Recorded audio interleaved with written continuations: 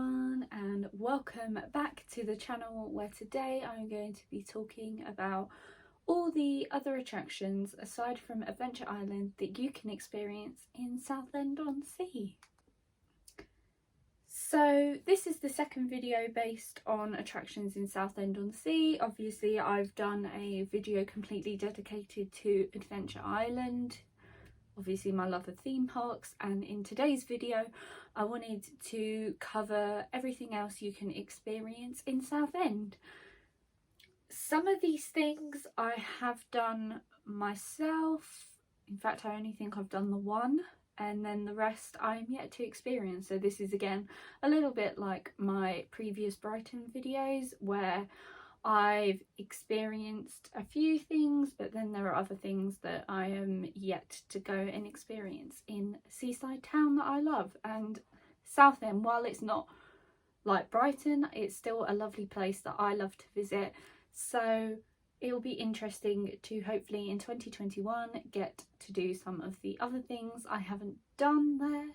Some of them are kind of shocking that I haven't experienced them yet, and then some of them are quite, I wouldn't say not well known, but they're ones you wouldn't normally hear someone talk about. So hopefully I can cover that a little bit as well. But without further ado, and without me rambling on too much at the beginning, let's get straight into the video. So the first attraction I'm going to talk about is Sea Life Adventure. This is literally a 5-minute walk away from Adventure Island along the seafront. You can't miss it. Huge building with Sea Life Adventure on the outside of it. And the best thing about this is it is ran by the same company that own Adventure Island. So if you happen to be at Adventure Island for the day and you have an Adventure Island wristband, they do give you discounted entry into the Sea Life Adventure, which is exactly what I did when I visited. I was at Adventure Island, decided to take a couple of hours outside of the park. I just had a really big lunch, so just wandered up to Sea Life Adventure, and it was so worth it. I know it's not part of the big Sea Life franchises that Merlin own, but for a standalone aquarium, I think it's really good. I think I even in some aspects rate it more than a Merlin Sea Life, as there is so much to do and lots of animals to see. It's not just a huge aquarium, it's out the back. They have a huge play area, they've got tortoises, they've got otters. I love otters so much. They've obviously got penguins and loads of typical things you'd see in a Sea Life centre, but then also lots of different stuff as well. And with the one-way route, it works really well. Social distancing was really good, and I'm looking forward to going back in 2021 to have another wander around. Obviously I'm not expecting social distancing markers to be gone by the time I go, but then in a year or two hopefully it will be nice to see what it's like without all the social distancing markers and what kind of stuff they put on for people to see. I also have a real love for the monkey enclosure there, but there is also a hidden gem in there that I think is worth talking about in its own little section of the video. And that very, very incredible, impressive hidden gem inside of the Sea Life Adventure is the Dinosaur House. This is mind-blowing. I walked in expecting it to be good, but not as good as it was. I was blown away. It exceeded all my expectations, especially for, like I said, a standalone kind of attraction that runs alongside Adventure Island is crazy. All the animatronics move, there's sounds, all the lighting and the music and the atmosphere in there is incredible. And then it leads through into a butterfly house, and obviously all the butterflies are free flying and they can like fly near you, and some of them land on you sometimes, and it's really nice to see something like that. it's just really impressive, and the scale of some of those dinosaur animatronics in there are second to none. Like the huge T-Rex just behind me, his head is literally huge and he's just coming out of the wall, and there's a waterfall around him and you're crossing over a bridge, and it's just a really nice setting and a really nice attraction that I was not expecting to find inside the gates of Sea Life Adventure. If anything, that alone is worth the small price you pay for a discounted wristband for admission to here if you're at Adventure Island. But then if you weren't and you were going solely for this is definitely worth the entry price, as well as everything else that they have to offer there as well. The next Southend attraction to talk about is one that I am yet to do, which shocks so many people when I tell them in person, but that is Southend Pier. For those of you who don't know, this is the longest pleasure pier in the world. I think it's about a mile long, maybe more. It's so huge, and I think you have to pay admission to go on the pier, so that might be why I haven't done it, or when I've wanted to go and take the time out to do it, it's either been shut or I wouldn't have enough time to fully experience it properly.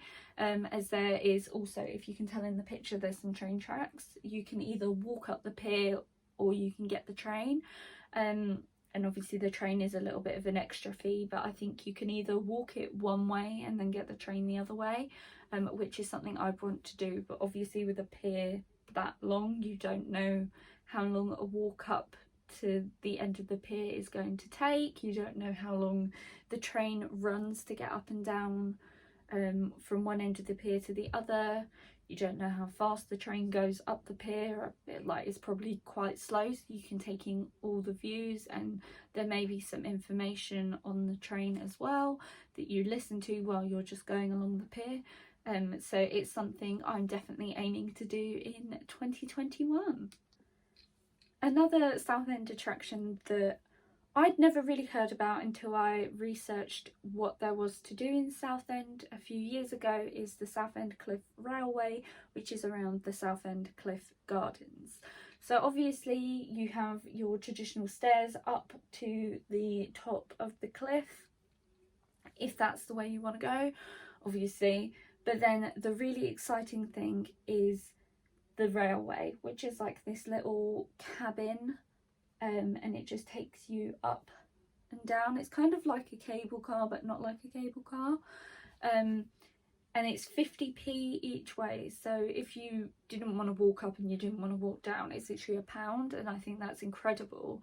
And it works like a modern escalator does in supermarkets or like lifts, and I just think it's something really different. It doesn't take up too much time of your day, I'm sure, and it's just something else to do and something a little bit unique that I've never done before.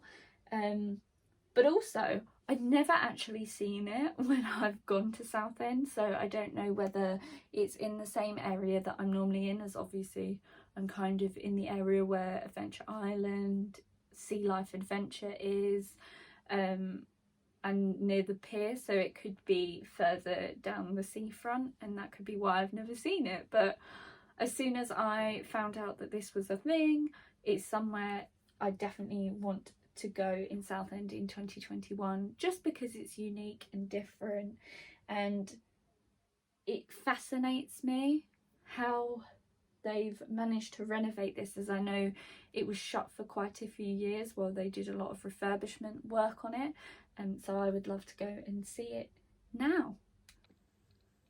Last but certainly not least, for the attractions I want to visit in Southend-on-Sea is of course an escape room. This is the Carnival of Curiosities, which obviously, for those of you who know, it's very similar, if not probably identical, to the Carnival of Curiosities room me and Yasmin did in Skegness.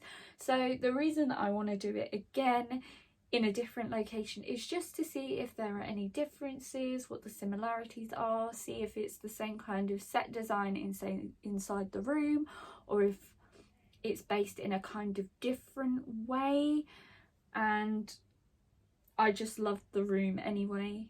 It was spooky, even though I hate clowns. I really enjoyed it. I think it's that balance of fear and enjoyment that really drew me into that escape room in Skegness. So I would love to try it in a location closer to home as well. I know they've got other rooms there. In fact, I think they've only got one other one called The Prisoner of Alcatraz or something, and that would be really fun to try out as well. Since there were only the 2 rooms, it wouldn't take up too much time, especially if you did like one in the morning and then one in the evening. Again, because Southend is so close to home, I've never really done an overnight stay there, so it's definitely something I would look into in 2021 so I can experience all that it has to offer. And so that is the end of the Southend Attractions video. It's a lot shorter than ones I have previously done, but that's purely because I was focusing on the main attractions I want to do myself. I'm sure there is a lot more that Southend has to offer, but that's another one for another time. Maybe if I get to do all the ones I want to do in 2021, I can have another look and update this video on other attractions in the Southend area that I would love to experience. If you have enjoyed the video, please do give it a thumbs up, and also comment down below if you visited any of these Southend attractions, or if you haven't, which one you would most like to visit as well. Also, if you haven't already and you're enjoying the content, please do subscribe to the channel. It would mean an awful lot to me.